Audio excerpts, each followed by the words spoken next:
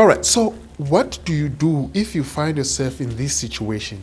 This is your SD card and you find that it's missing that switch, that switch that locks your card and protects your content.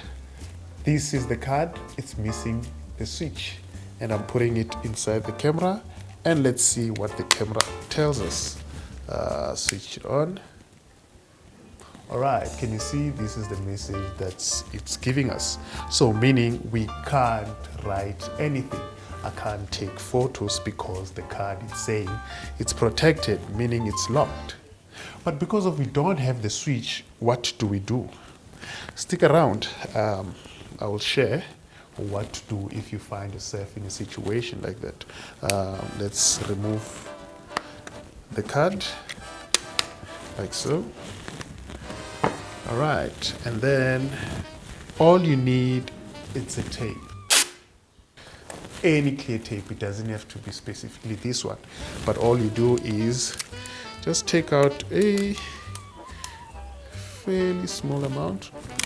All right, so where the switch was, that's where you're gonna place this tape, like so. Make sure you don't cover the pins here. So this is what you will do, right?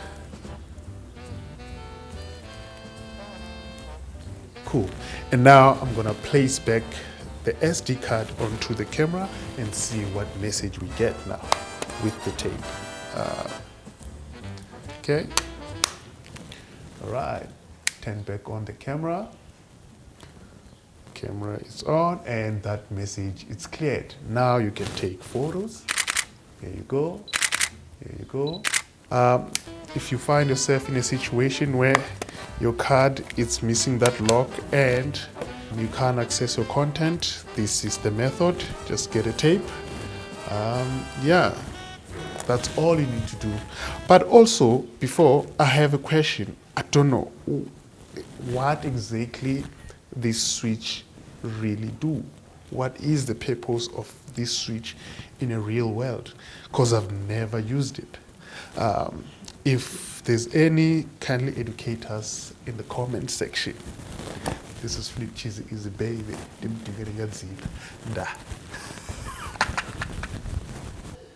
Comment below. So I have ditched all the cards that have a switch. So I make sure when I go buy my SD cards, they don't have a switch. Keep these around if you have cards that have that switch. Today we're going to be talking about the SD card. So what did I say in the intro?